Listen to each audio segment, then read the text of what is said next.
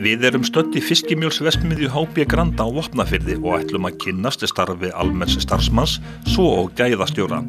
Megnið af hráefni fiskimjölsverksmiðja er loðna og kolmunni en hliðarafurðir sem falla til við frystingu í fiskirjuveri, svo sem hausar og hryggir fara einnig til vinnslu. Hérna er allt í lokuðum vinnslukerfum og að þessu sinni er verið að vinna síldarafurðir. Til verður mjöl og lýsi. Mikill meirihluti framleiðslu fiskimjölsverksmiðja er hráefni til fiskeldis. Afkastagetan er 1100 tonn á sólarhring. Hérna er unnið allan sólarhringinn þegar nægt hráefni er til staðar. Fiskimjölsverksmiðjur þurfa mikla orku og á síðustu árum hefur átt sér stað bylting í rafvæðingu verksmiðjanna. Núna er aðalega stuðst við innlendan orkugjafa, rafmagn, en ekki innflutta svartolíu með tilheyrandi mengun. Þessi verksmiðja hefur verið raforkuvædd. Störfin í verksmiðjunni eru sérhæfð, enda tækjabúnaðurinn nokkuð flókinn.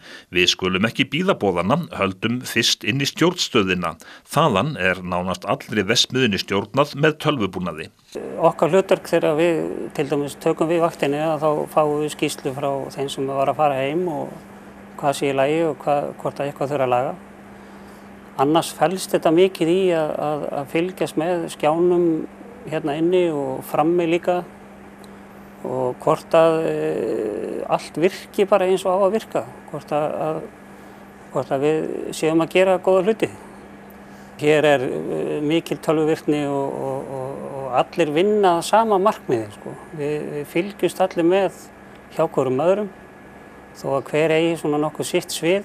Okkar markmið er að mjölið það verði í þeim gæðaflokki sem við erum að sækjast eftir.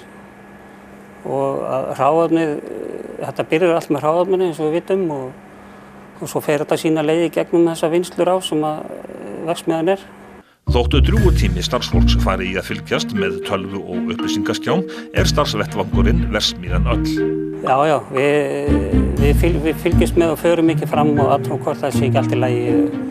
Stundum er það sem að við verðum að sjónræna verður að sjá og heyra. Þá förum við og fylgjumst með einhverju tæki sem er kannski komið eitthvað hljóði sem að öðru sér hljóði eða önnur virkni ná að gera og þá fylgjumst við með því og gerir ástæðanir. Dæmi einmitt þar sem að ég ekki hægt að treysta alveg alfarið á tölvutæknina. Já, það hafa komið upp alveg dæmi sem að við fylgjumst með hérna en það er allt í ekki kannski vesinni en svona það stefnir í það. Þá verðum við að geta gripið inn í og gerum það mjög fljótt. Engu að síður tengjast almenn störf fyrst og fremst eftirliti. Eftir við fluttum hingað í þessa verksmiðju og úr gömlu sem var hérna í svipuðum húsakynnum, bara þetta er miklu stærra, þá er þetta miklu meira bara eftirlitsstarf. Þá er tölvurnar farnar að taka meira yfir og við svona megum ekki alveg gleyma þessu mannlega þætti í þessu starfi. Sko. Við verðum að geta fylgst með líka með að heyra og með að sjá og þreifa og allt það. Sko. Þetta er einmitt framleiðslu starf? Já, þetta er eingöngu í því og bara til dæmis eins og svona venjulegu vaktavinnumaður eins og hérna við erum hérna á þessum stað. Þá erum við að vinna 12 tíma vaktir flesta daga og venjulegu maður tekur svona frá 170 til 200 vaktir á einu ári. Þannig að það er nú bara obbinn af árinu sem að fer í vinnuna. Þetta er býsna fjölbreytt þó að við gerum okkur ýmislegt til dægra dvalar. Og þar koma tölvurnar líka inn í og sjónvarp og önnur afþreying. Og svo erum við líka með svona smá aðgang af verkstæði sem við getum leikið okkur í, þeir sem að vilja við það hafa. Og þess má geta að það er býsna mikil fjórhjóla og sexhjóla menning og sleðamenning hérna og jeppamenning og allt það er þetta viðhald við.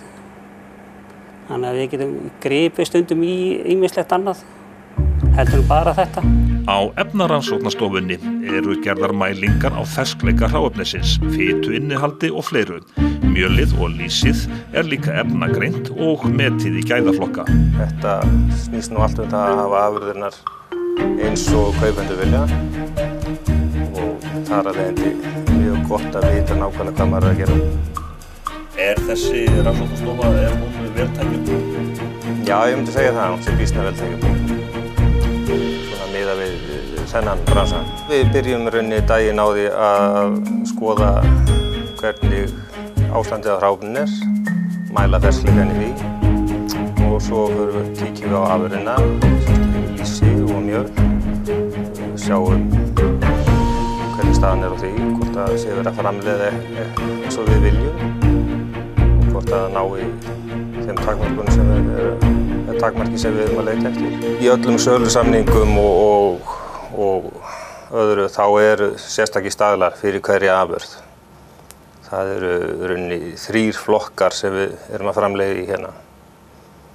Sem er annars vegar til þess með fiskimjöl að vera standardmjöl og svo kallað norsemink og svo LT-mjöl sem er bestamjölið. Rannsóknastofan er í nánum tengslum við ýmsar eftirlits- og rannsóknastofnanir. Jú, við verðum náttúrulega að sinna því og það eru ýmsar innlendar sem og erlendar stofnanir ásamt kaupendum og öðru sem við þurfum að vera í nánu samstarfi við. Allar daglegar rannsóknir eru framkvæmdar á staðnum en sýni eru líka send til rannsóknastofu sem er sérstaklega vottuð. Ég er búinn að vera hérna síðan 1993, ég er ekki farin enn. Það hlýtur að vera eitthvað gaman við þetta. Við fylgjumst allir með og erum allir að vinna sama markmiði og þannig að við erum bara góðir gaurar hérna.